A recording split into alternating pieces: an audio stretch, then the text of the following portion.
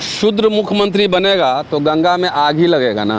OBC अधिकार की बात करेगा तब तक आप देखिए कमंडल होगा, मॉब लिंचिंग होगी, हिंदू मुसलमान होगा। इस खेला को, लीला को समझिए, इसी को हम जनेऊ लीला कहते हैं। तो देखिए जिसका समाज जगह होता है ना, उसकी राजनीति भी जीवित होती है। जब आप वोट लेना होता है तो दलित को भी हिंदू बनाते हैं, पिछड़ों को भी हिंदू बनाते हैं। पुजारी बनाना होता है तो हिंदू सिर्फ ब्राह्मण कैसे, कि गैर ब्राह्मण दल संख्या में ताकतवर होते हुए भी ब्राह्मणवाद से विजय नहीं पा सका। आप अगर दबाव बनाए रखेंगे, चाँप के रखिए, होगी जनगणना, और क्यों नहीं होगी। जब पेड़ पौधों की गिनती हो रही है, शेर चूहों की गिनती हो रही है, तो इतना बड़ा समुदाय है, इसकी गिनती क्यों नहीं। देखिए मंडल साहब की जयंती है, पहले सभी साथियों को बधाई और मंडल साहब को नमन।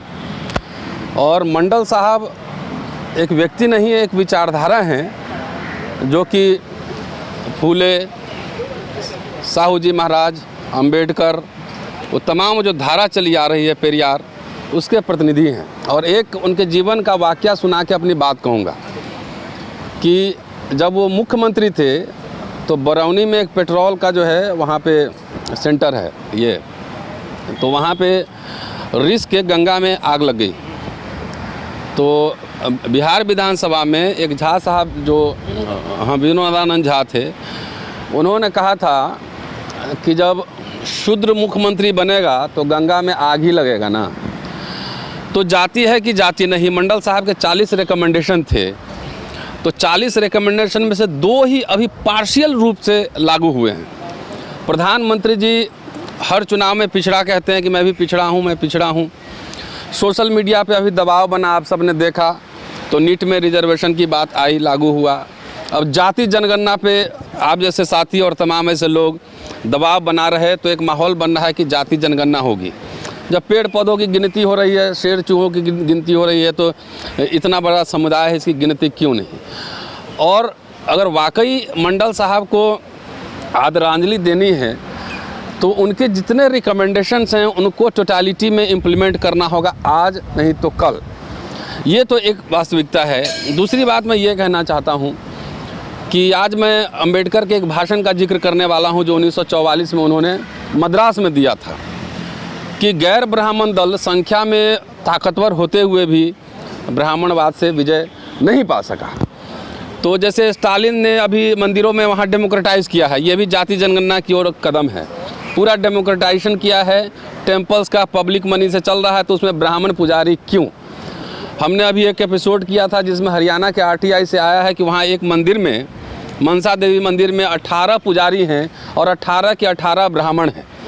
वो राज्य सरकार के कंट्रोल में, 3 वहाँ पे ट्रस्ट हैं जो राज्य सरकार के कंट्रोल में चलाते हैं। तो जब आप वोट लेना होता है तो दलित को भी हिंदू बनाते हैं, पिछड़ों को भी हिंदू बनाते हैं। पुजारी बनाना होता है तो हिंदू सिर्फ ब्राह्मण कैसे, ये सवाल उठता है। तो चलिए, हम कोई धर्म माने न माने सबकी व्यक्तिगत राय है, लेकिन धर्म है तो उसका डेमोक्रेटाइजेशन ज़रूरी है। इसलिए महार आंदोलन और कालाराम टेम्पल आंदोलन डॉक्टर अंबेडकर ने चलाया था। तो ये एक अच्छा कदम है। नीट का सवाल को भी उठाया जा रहा है। दूसरा, ये सवाल 1917 से लेकर 1937 तक मद्रास में गैर ब्राह्मण दल बहुत शक्तिशाली था, पावरफुल था। 37 में हार हुई। उसी तरीके से हम तुलना करने की कोशिश कर रहे हैं कि आखिर उत्तर भारत में जो कि सामाजिक न्याय आंदोलन का गढ़ था, बिहार में 20-25 साल तो सामाजिक न्याय वालों की शासन रही ही, तब भी वहाँ पे ब्राह्मणवाद हावी कैसे हो गया। तो तमाम बातें हैं, अपना भी इंट्रोस्पेक्शन करना है और आगे समाज कैसे बढ़े इसके लिए आंदोलन भी चलाना है। शुक्रिया, थैंक यू। सर जो अभी वर्तमान स्थिति है, क्या सामाजिक न्याय मिल पा रहा है? नहीं मिल पा रहा है, इसीलिए तो आंदोलन तेज हो रहा है। अगर जैसे स्टालिन वहाँ पे अड़ के खड़े हो गए तो बात बनी ना। हम लोग भी सोशल मीडिया पे एक्टिव रहें। अब यहाँ स्टालिन वहाँ मंदिर में गैर ब्राह्मण पुजारी बना रहा है और यहाँ आप विष्णु मंदिर और परशुराम का मंदिर बना रहे हो। तो जब वैकल्पिक संस्कृति नहीं खड़ा करोगे, वैकल्पिक विचारधारा नहीं खड़ा करोगे, तो फिर कैसे आप सामाजिक, उन्हीं के अगर जाकर ट्रैक पे आप चल रहे हो, उन्हीं के टर्फ पे आप बैटिंग करोगे, तो इन स्विंग आउट स्विंग तो वही कराएंगे। तो आपको पहले बुनियादी तौर पे मानना पड़ेगा कि हमारे और उनके जो वैचारिक जो पृष्ठभूमि हैं और सामाजिक अलग अलग हैं।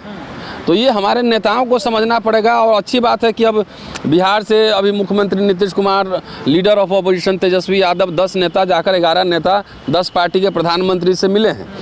तो देखिए, जिसका समाज जगह होता है ना, उसकी राजनीति भी जीवित होती है।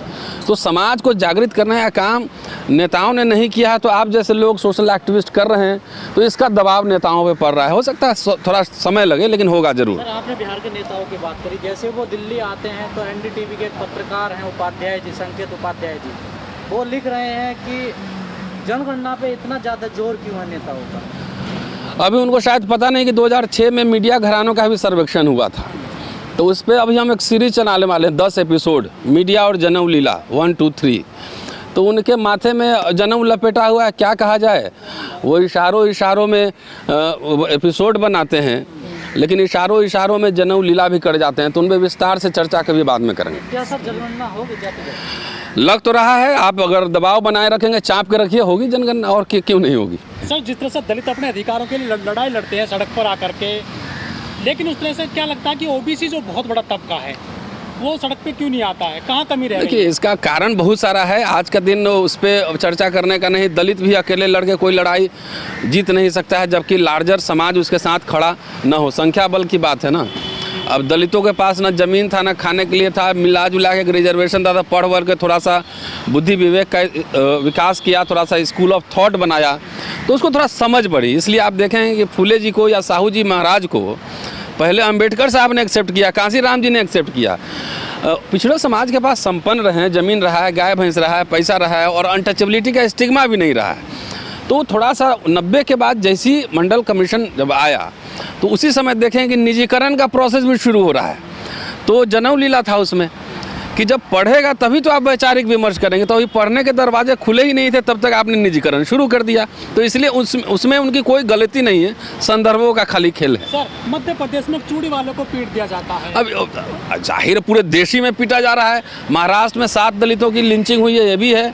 तो कहने का मतलब है कि समाज जब ओबीसी अधिकार की बात करेगा, तब तक आप देखिए कमंडल होगा, मॉब लिंचिंग होगी, हिंदू मुसलमान होगा। इस खेला को, लीला को समझिए, इसी को हम जनेऊ लीला कहते हैं। कहा कि मंदिर में हिस्सेदारी मिल रही है साहब, तो क्या मंदिर में हिस्सेदारी चाहिए ओबीसी समाज को? नहीं, ऐसा है।